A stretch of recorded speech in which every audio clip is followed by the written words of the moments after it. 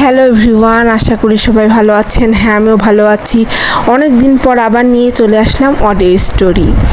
আশা করি গল্পটি আপনাদের ভালো লাগবে। ভয়েসে আমি মিম। তাহলে শুরু করা যাক। আর শুরু করার আগে একটা কথা বলতে চাই আপনাদের, ভিডিওটা যদি এভি পেজ থেকে দেখে থাকেন তাহলে পেজটি ফলো করে দেবেন, আর ইউটিউব চ্যানেল থেকে দেখে থাকলে চ্যানেলটি সাবস্ক্রাইব করে দেবেন।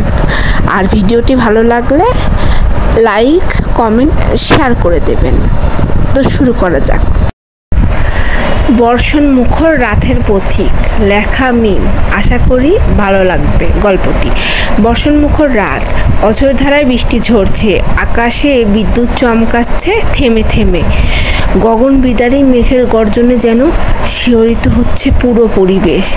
এমন রাতে সাধারণত কেউ ঘর থেকে বের হতে চায় না, অথচ এক পথিক ধীর অথচ স্থির পায়ে এগিয়ে চলেছে নির্জন পথে। তার গায়ের কালো চাদরটি ভিজে গায়ের সঙ্গে লেপ্টে গেছে। মাথার উপর লম্বা হুড টেনে রেখেছে, যেন বৃষ্টির হাতে নিজেকে আড়াল করতে চায়। পায়ের নিচে কাদায় থপথপ শব্দ হচ্ছে, মাঝে মাঝে কাদা লেগে জুতা ভারী হয়ে আসছে, কিন্তু তাতে পথিকের কোনো ভ্রুক্ষেপ নেই।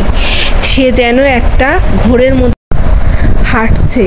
গন্তব্যের প্রতি এক অদৃশ্য আকর্ষণে টেনে নেওয়া হচ্ছে তাকে। এই পথটা জনমানব শূন্য।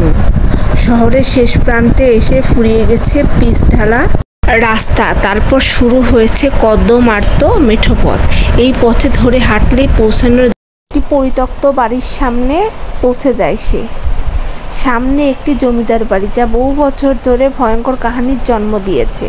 লোকমুখে শোনা যায় ওই বাড়িতে গেলে কেউ আর ফিরে আসে না। কেউ বলে সেখানে এক অভিশপ্ত আত্মা বাস করে। কেউ বলে বাড়ির জমিদার একসময় নিষিদ্ধ তন্ত্র সাধনায় লিপ্ত ছিলেন। আবার তার ফলে এই জায়গায় কালো শক্তির অধীনে চলে এসেছে। অজানা আকর্ষণ। পথিকের নাম রুদ্র। সে জানে এই বাড়িতে ঢোকা মানে মৃত্যুর মুখোমুখি হওয়া। তবুও সে এগিয়ে চলেছে কেন সে নিজেও জানে না। হয়তো কোনো এক অদৃশ্য শক্তি তাকে টানছে, হয়তো কোনো পুরনো হিসাব চুকানোর দায়ে সে এসেছে। সে জানে না সে কেন এই ভয়ানক কর্মকাণ্ডটি করছে।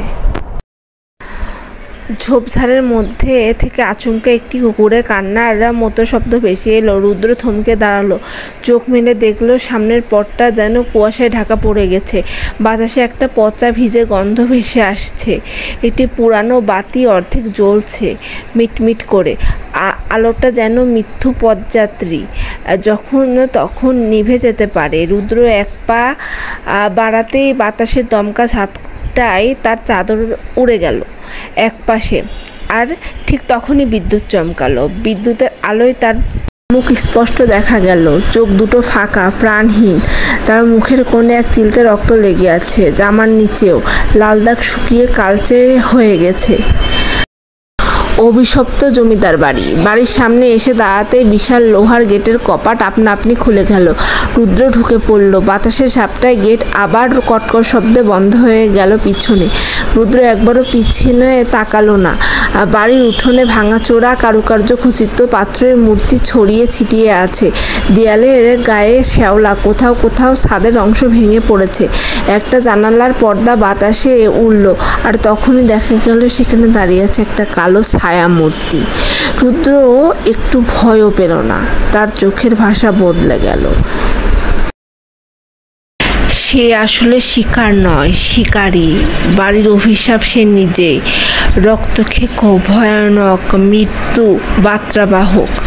রুদ্র ধীরে ধীরে দরজার দিকে এগিয়ে গেল। তার পায়ের নিচে জমে থাকা পানি লাল হয়ে উঠল। এই রাতের শেষ কোথায়? শুধু রুদ্র জানে। এই রাতের শেষ নেই, এটি শুধু শুরু। এভাবে জানা অজানা, সমাপ্তি অসমাপ্তির মধ্যে গল্পটা শেষ হলো। আশা করি গল্পটা আপনাদের ভালো লাগবে। দেখা হবে নেক্সট ভিডিওতে ইনশাআল্লাহ।